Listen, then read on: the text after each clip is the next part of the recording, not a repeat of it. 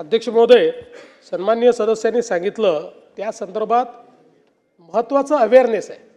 आता जसं तुमची केस मला पूर्ण माहिती नाही, पण साधारण या केसेस अशा होतात की तुमच्या अकाउंटंटला कोणीतरी फोन करतं, तो सांगतं की साहेबांनी तात्काळ इतके पैसे जमा करायला सांगितलेले आहेत, अकाउंटंट व्हेरीफाय करत नाही, तो त्या अकाउंटला पैसे करतो आणि तिथनं मग वेगवेगळ्या अकाउंटला ते पैसे जातात, इतक्या अकाउंटला जातात आणि देशभरात चालले जातात आणि मग तिकडनं विदेशात चालले जातात।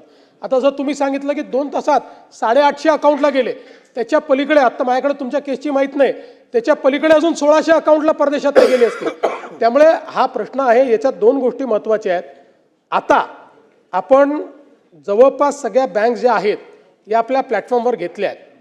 आतापर्यंत त्या नसल्यामुळे एकेकाला आपण कळवत आणि त्यांनी होल्ड करतपर्यंत त्या बँकेतनं दुसऱ्या बँकेत गेलेला असायचा, म्हणजे एखादा साप जसा पळावा तसं हे पळतं आणि आपल्याला त्याच्या मागे धावावं लागतं। तर आता ती कॅपेबिलिटी आपण तयार केलेली आहे।